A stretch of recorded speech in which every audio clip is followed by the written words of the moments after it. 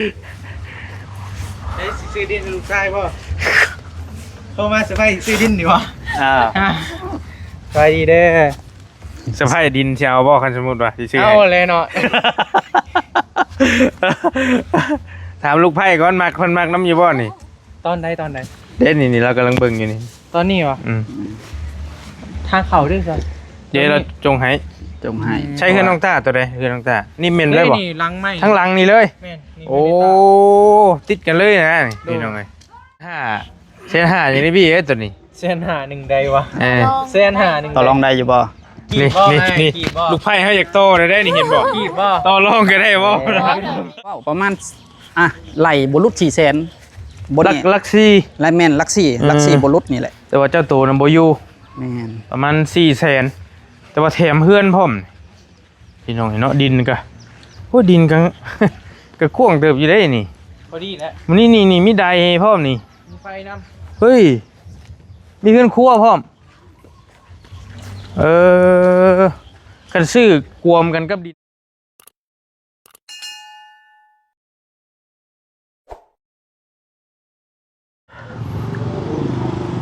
ไปพี่น้องไอ้บ้านนี้แล้วเฮา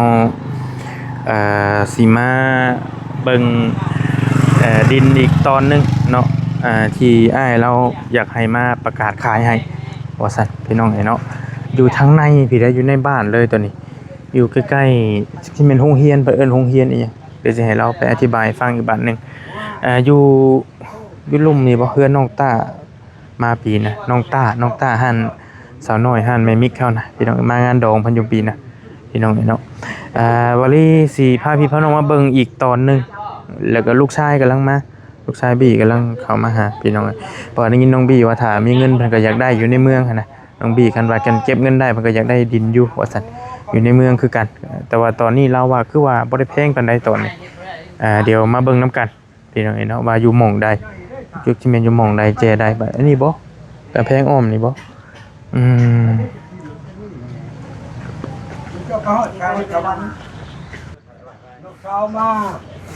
ใช่เพื่อนหลังนี่บ่ดินพร้อมเพื่อนบ่ขายบ่เพื่อนนี่ขายบ่เพื่อนนี่ขายแล้วเท่าไรตู้คนอยู่นะเท่าไรเลิกไปจากได้ยินจักหมื่นว่างล้านใต้แต่ขายล้านกีบบ่ล้านห้าล้านกีบนี่ล้านห้าเงินบาทโอ้บ่มีจ้างให้นั่งได้ใดบ่เป็นหยังอันนี้เฮือนแม่เขย่าล้านห้าแล้วก็เอาแม่เขาต้องพื้นล้านห้ากีบไปสิจ่ายเลยนี่ว่าแท้หรือว่าอีหลีนี่เขาว่าไผก็ดิเขาบอกเรื่องเงินบาทก็หัวโลกบ่อยากได้ยินเปลี่ยนกันบ่เปลี่ยนได้บ่นี่เอารถเปลี่ยนเกินข้าวแต่ก่อนชื่อรถกันยังก็ได้เนาะชื่อรถนี่อย่างกับเนี่ย60ได้หรอได้ไปจะไปพาเพิ่นไปเบิ่งอันนี้ก่อน60ได้รถคันลูกชายกำลังมายังเรียนมาหาอยู่โดยสวัสดีมาพอได้ยินว่าเพิ่นว่าคันเก็บเงินได้เพิ่นก็อยากได้อยู่ดินในเมืองเพิ่นว่านะเนี่ยเขาว่าอ่านใกล้ๆฮะบี้ชื่อบี้น้องบี้เด้นั่นก็ได้บ๊อบบี้คนบอกกับห่านตัวใหญ่เป็นไทยคนเดียวกันแต่ว่าน้องชายเด้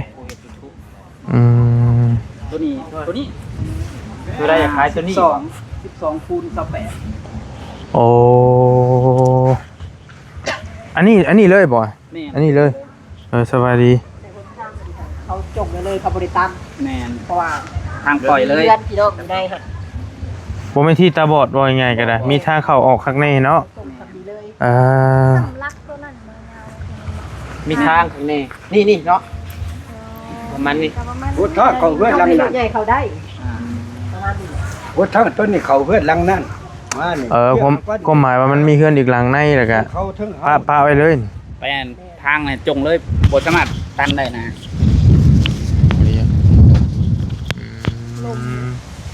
อันนี้อยู่ใกล้ๆโรงเรียนเพิ่นเอิ้นโรงเรียนหยังนี่ม.ต้นโรงเรียนม.ต้นติดเลยซะเจ้ามาเรียนอยู่นี่บ่แม่เพิ่นเพิ่มโรงเรียนอยู่ใกล้ๆโรงเรียนโบนี่เรียนงามๆอยู่นี่มันก็สบายโอ้ไวเว้ยร้อยเลย ผู้สาวมาส่งบ่โอ้บ่ได้ เครียด ว่าไปเอ้ยแล้ว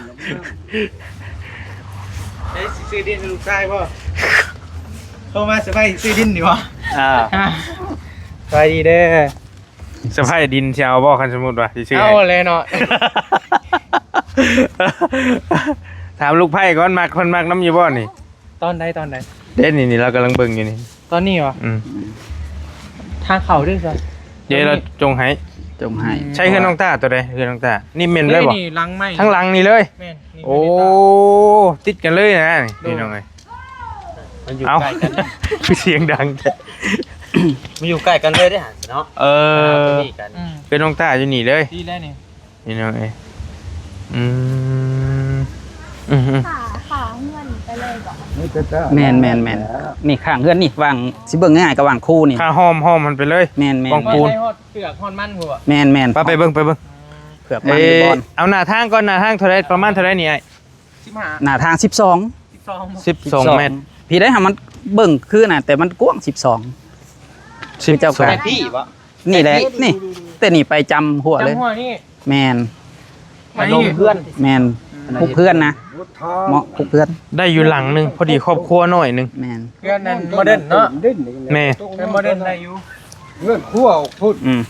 เรา พอดีบี้โบลักกี้ เราจะขายเท่าไหร่ ยังบ่ทันฮู้เดี๋ยวไปลบเบิ่งเนื้อที่ก่อนยังบ่ทันจักนี่ เข้าไปใน สิปิดเลยบ่ เอาเจ้าซื้อให้ก็เอาเนี่ยอย่าพุกเพื่อนอยู่นี่ข้านไปอยู่ได้มันไกลนะ อยู่พุ่นไกลบ่ ตายตั้งมาซื้อตัวนี้วะ โอ้ขายยากอยู่ตัวนะ ซื้อเลยแม่นบ่ไอ้ แม่นซื้อเลย เด้อชื่อนี่มานี่เลยแม่นบ่ แม่นแต่หัวนี่บ่เกี่ยวผ่าเลย อ๋อผ้าเลยผ้าหัวเลย แม่นผ่าหัว นี่ เลย ผ้าหัวมานี่เลยนี่โอ้คุ้งเป๊ะเฮือนน้องต้าเลยนะนี่ แป้เลยบ่ เป๊ะเลยบ่อ้ายหรือจะได้ เป๊ะเลย เป๊ะเลย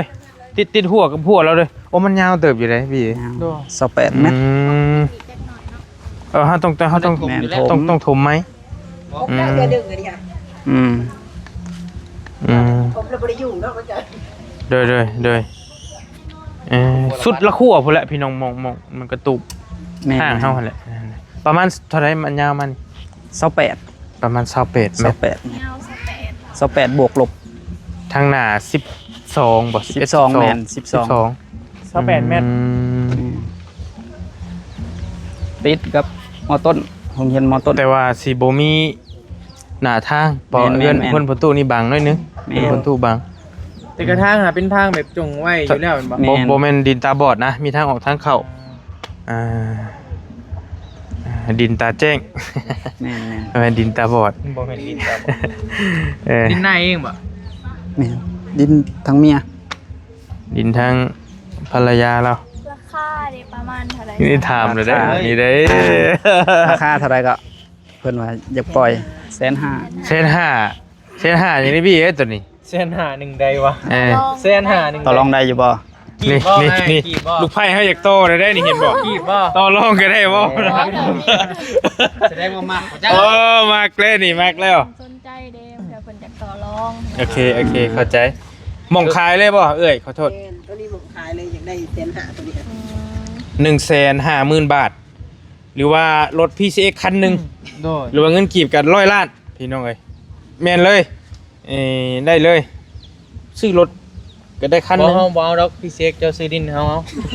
เซอร์ไพรส์ว่ะ สะพายดินแน่เว้ยโอ้ยอยากปลูกเงินอยู่นี่เด้นะทรายมันใกล้ๆ มักอยู่บ่ล่ะสมมุติว่าอยู่ในมักบ่ล่ะนี่ อันนี้ก็ เฮือนเอ้ย พี่น้อง ครับพี่น้องน้องต้า นำกันแต่น้อยๆเลย นี่อยู่นี่เลยนี่เป็นน้องต้าพี่น้อง การมันก็อยู่ในเมืองอีกเด้ก็โอเค โบก็ตื่นปั๊บแล้วก็ไปเข้าโรงเรียนนี่เลย โดย ย่าง ลักกี้ อ้าวโบก็ยังเรียนอยู่เด้ บ่จบอันนี้มันมีแต่มอต้นเด้ฮอดแต่มอ โอ้ สี่ น้องลักกี้ลูกทิมเจ้าไปเรียนอยู่นี่เลยโอ้ แต่ว่าเหมาะอยู่พี่น้องเอ้ยมันจำชุดได้เท่าได้น่ะ ได้ซ้ำนี่บ่ คุ้งแล้ว พาไปซื้อดอกบ่มีเงินซื้อดอก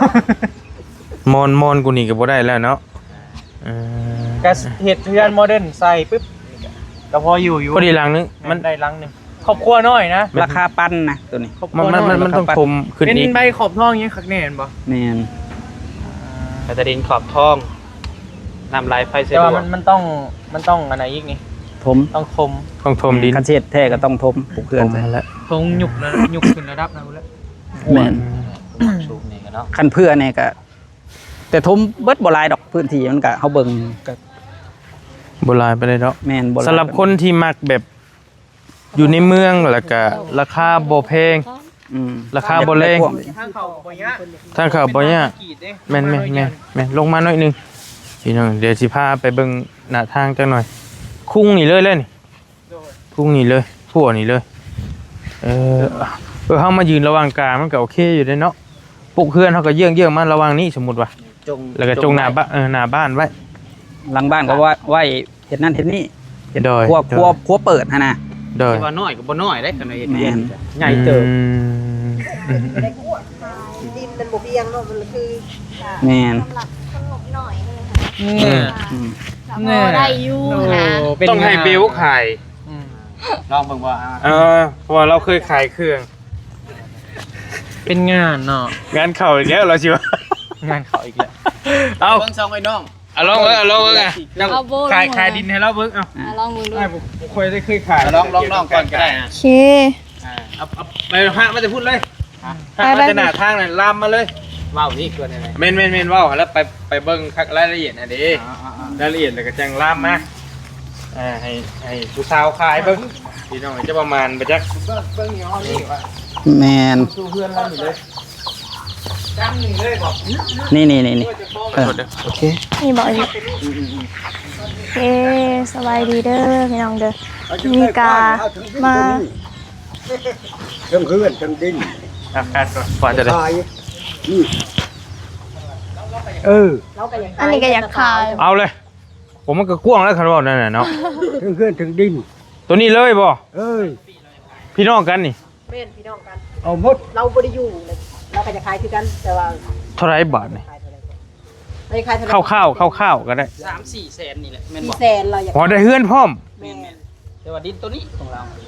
ก็มันต้องซื้อตัวนี้แหละเอาทั้งตัวนี้เลยโอ้ยสำคัญยังผัก ตัวนี้จะขาย400,000บ่ เป็น เพื่อ จั น ง บ่มากระทับทิ้ง แสนบุรุษนี่ จังหน่อยจังหยับไปจังย่างไปเบิ่ง มีไฟมีข้างในเนาะ ของเรามีโคกมีน้ำพร้อม มากระเห็ดหลังนี่คือนอนหลังนั่นทา โดย คอยเห็ดแซกข้างหน้าก็ได้มั่งตัวนี้ขาล่ำเห็ดทางหน้าทางหลังบ่ได้พอยังบ่ได้เมื่อไม่คอยจะเห็ดอยู่ทางหน้าพอได้อยู่เย็น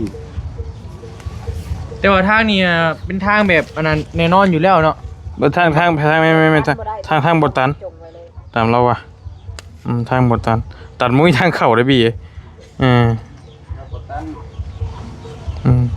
เข้าไปลังเดียวนี่เหรอวะ สุดหลังเดียวนี่ แล้วมีแต่หลังตัวนี้แล้วก็ เกี่ยว หลังนี่เพื่อนนี่เพราะว่า แต่เก่ามันเกี่ยวออกทางนั้นก็ได้ ด้านว่าสมมุติว่าซื้อเบิดเลยนี่ก็500,000ปลายหนึง บ่เฮ็ด มัน แบ ก็ บ สุด นี้เฮ็ด พอ แบบ ดี สูง พอดี เม็ดหนึ่ง หักก็ได้จงคือเก้าว่าจงให้ผู้ใดเที่ยวได้มีอีกหลังหนึ่ง งาม มันคันว่าบ่มีทางเข้าบ่ไหวเลยว่ะมันก็ต้องมีหั่นน่ะเข้าใจอยู่เข้าใจเอาโอเคใช่โอ้ยน้องเฮากำลังสิเฉิดฉายลองเบิ่ง กำลังสิโชว์ความสามารถโอเค สบายดีเด้อพี่น้องเด้อมื้อนี้กาอยากมีดินมานำเสนอเนาะถ้าใครสนใจกะประมาณนี้ดินตอนนี้ก็เป็นพื้นที่ปลูกสร้างเฮือนก็บ่น้อยบ่ใหญ่หลายหั้นนะพอดีพี่น้องเอ้ยถ้าใครสนใจก็ติดต่อหาทางเบาลี่หรือว่าบาพัดไส้ก็ได้หั้นนะเนื้อที่ดินหู้ประมาณคร่าวๆก็ประมาณ28เมตรหั้นนะ 12คูณ18 12คูณ28ประมาณนี้หั้นนะ กว้าง12 กว้าง12เมตร ยาว18 ยาว มีหน 28 ทางมาแล่นนี่แนวทางตัวนั้นแล่นเข้าหันโง่มานี่สบาย นำในฟืนไฟก็สะดวกสบาย เขาเฮ็ด หนทางก็จะเป็นหนทางแบบนี้เลยทางรถใหญ่ก็เข้าได้หั้นนะเป็นหนทางเลยแบบบ่ได้ตันอิหยังเลย อาดิ้นแต่จักหน่อยเนี่ย แต่ประมาณนี้สำหรับคนงบหน่อยก็ว่าได้หั้นนะดินตอนนี้ก็ จ้อย ก็พอปลูกสร้างเฮือนหั่นแหละก็สิประมาณนี้หั้นนะถ้าใครสนใจก็ติดต่อหาทางอ้ายเพิ่นก็ได้เด้อพี่น้องเด้อ โอเคพี่เจ้าเมย์เพิ่นอยู่พี่ เจ็บแม่ เจะมีขาย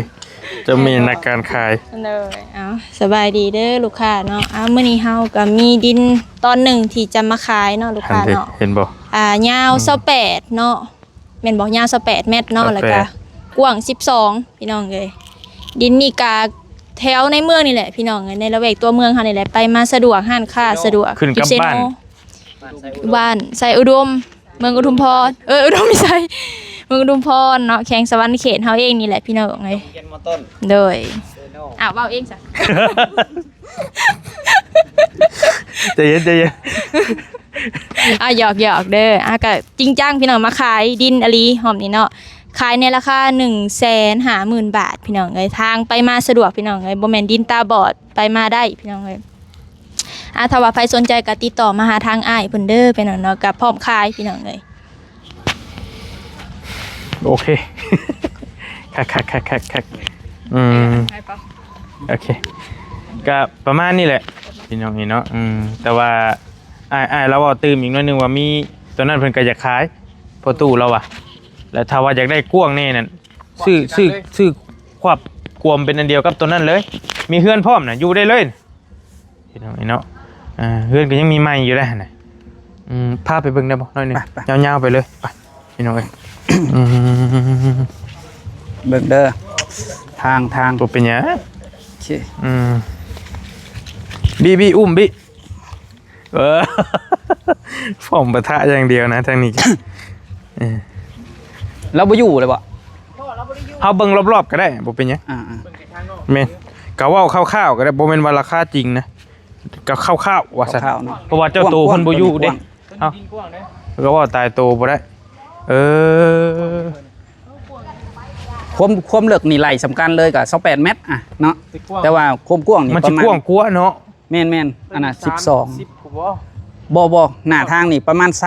20ประมาณ20นี่แหละ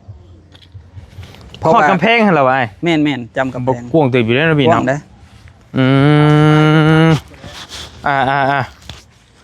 อันนี้มีดินมีเฮือนมีน้ำพร้อมมีไฟพร้อม แม่น พี่น้องเอ้ยอุ้ยโอ้ เคยได้ยินแล้วเว้าประมาณไหลบ่ลุด400,000บ่ ลั นี่ กซี่ และแม่นลักซี่บ่ลุดนี่แหละ แต่ว่าเจ้าโตนำบ่อยู่ แม่น ประมาณ400,000แต่ว่าแถมเฮือนพร้อมพี่น้องเนาะดินก็โอ้ดินก็ ก็กว้างเติบอยู่ได้นี่ พอดีแล้ว มันนี่มีไดพร้อมนี่ มีไฟนำ เฮ้ยมีเฮือนครัวพร้อมกันซื้อกวมกันกับดินได้แล้วเลยก็ให้คักเฮ็ดกำแพงอ้อมไปเลย มันก็โอ้ให้คักนะให้งามนะ เห็ดไปเดินเตะบานได้เลย ได้สบายเลยแม่นเฮ็ดลูก พอดีได้ไว้ลูกไส้ ได้เลยได้เลยนี่พี่น้องเฮือนก็หลังคาอย่างแล้วก็ยังดีอยู่ได้ก็ยังโอเคเบิดอยู่ คันซื้อตัวนี้แหละพร้อมอยู่เนาะดินพร้อมเพื่อน แม่น ตอนนี้ดินพร้อมเฮือนพร้อมอยู่พร้อม 400,000เราอะแต่ว่าในนี่เฮาก็ยังบ่มั่นใจเจ้าของเพิ่นบ่อยู่แต่ว่าลักซี่ติดกะโลแล้วบ่ไอ้ทางใน ประมาณคือสิยังบ่ทันติดแหละ แต่ว่าเทแต่พื้นเนาะ แม่นเท เพิ่นอยู่เนี่ยแล้วบ่ แม่นเราก็อยู่แล้วก็ไปอยู่ทางอื่นเดี๋ยวนี้นะ ทำงาน หลายหม่องอยู่ แม่นหลายหม่องเอาพื้นแถวนี้เบิ่งคือต้นไม้คือนอกแต่ว่าในเมืองพอปึ๊ดออกไปแล้วก็เป็นคอนกรีตเลยทางก็ มีห้องน้ำห้องในเบิดเลยนะครบเบิดเลยนะนี่นะแต่ว่าอาจจะเก่านี่นิดนึงต้องมาบุรณะ เพิ่นเฮ็ดบ่แล้วคักซะ โดย คือนี่แหละเพิ่นโบกอะ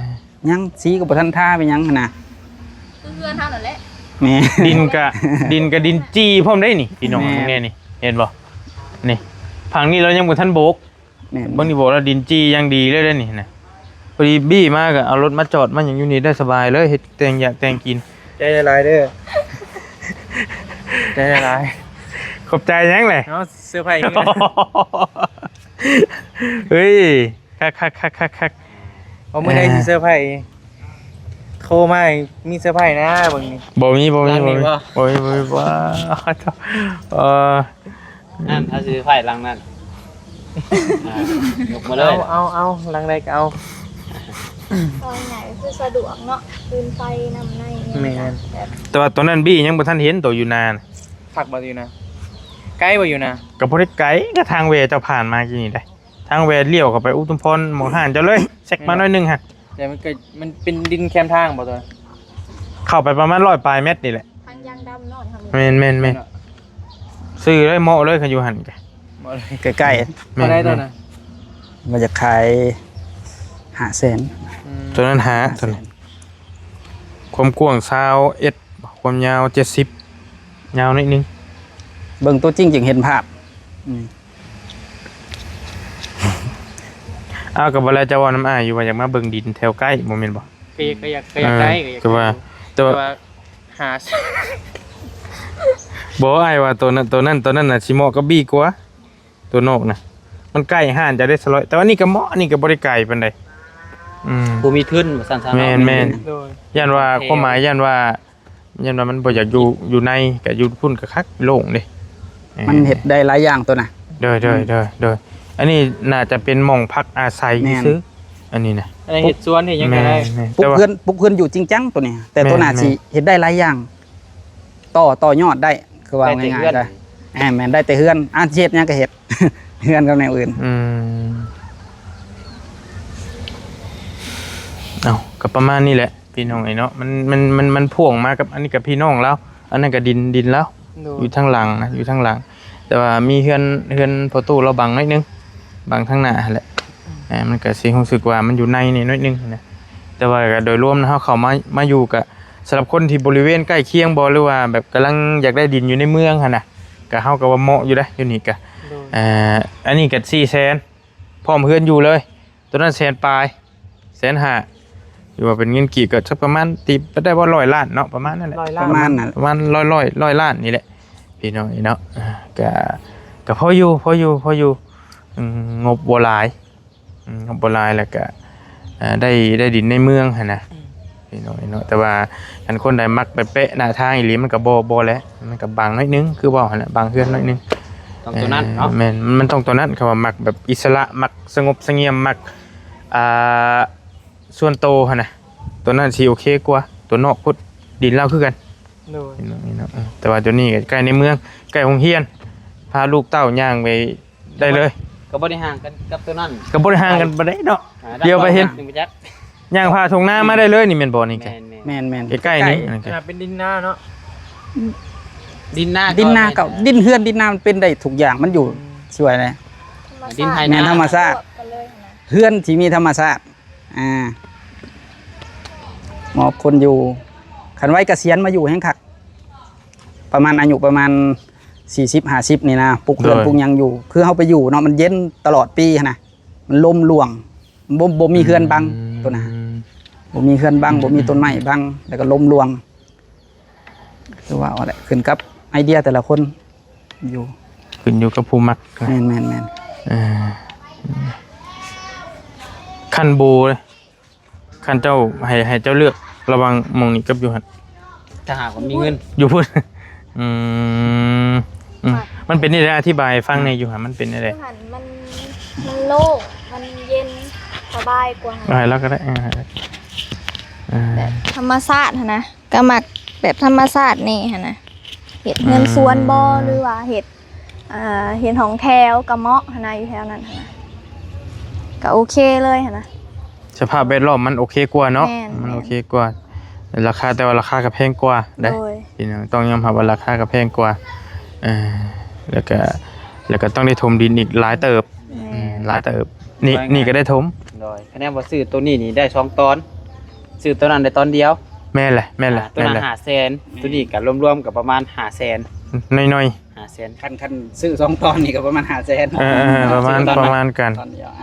ประมาณกันแต่นี่ได้เฮือนพอ ตัวนี้ได้อยู่ ได้เฮือนพอ ตอนนั้นได้ถมดิน คือกับผู้หมักคือว่าแหละ แม่น เพราะว่าท่านว่าหมักสวัสดิ์เสวยแล้วก็มีไอเดียขึ้นน้องเพิ่นว่าเพิ่นอยากต่อยอดนาว่าอยากเฮ็ดหยังเพื่อนอยู่ทั้งหน้าแล้วก็เปิดห้านขายเครื่องเนาะแล้วก็ทั้งหลังกับของแถวเป็นอันนั้นขายหมุนเวียนนะเป็นคือสิไอเดียน่ะคือหลายคนก็คือสิคิดคือกันหลายคนเพราะว่าอนาคตมันเจริญไปหน้าเนาะบ้านเมืองเฮา โดยแม่นเลยพี่น้องกันนั่นแหล้วพี่น้องบ่มีหยังหลายมีแต่ มาขายมื้อนี้ขายอย่างเดียว ขายเฮือน ขายทั้งเฮือนขายทั้งดินขาย พอได้เงินซื้อกาแฟเนาะ สายยาลูกชายเลยบ่เฮ็ดบ่หาบ่มาบ่สร้างขายอย่างเดียว ขายกินอย่างเดียว ไปอยู่บ่อนเพิ่นว่าน้ำไม่เท่าเด้ไปอยู่น้ำไม่เท่านี่บ่ต้องห่วงเฮาบ่จะพาเจ้าเมื่อยบ่พาทุกข์พายากพาขายอย่างเดียว การนั้นแหละสนใจติดต่อมาหาส่งมาหาบอลลี่ก็ได้เด้อพี่น้องเด้อหรือว่าอยากติดต่อหาให้เราโดยตรงก็ได้เบอร์โทร 966 963 9แล้วก็64โต 963 963 แม่น โอเค9แล้วก็64โตแล้วก็963 แม่น โอเคพี่น้องขึ้นต้นด้วย9แล้วก็64โตแล้วก็963ลงท้ายติดต่อมาหาอ้ายเราก็ได้ถ้าอยากได้ดินอยู่บ้านอุดมมีไส้พี่น้อง อยู่เซโนเฮาเอง คุ้มหาอยู่เซโนปิงไก่เซโนเฮานี่แหละอยู่เมืองอุทุมพรแขวงสวรรณเขตนะพี่น้องเนาะหรือไผมักตอนนี้ก็ได้มีน้ำมีไฟครบอันนี้ก็มีเฮือนพร้อม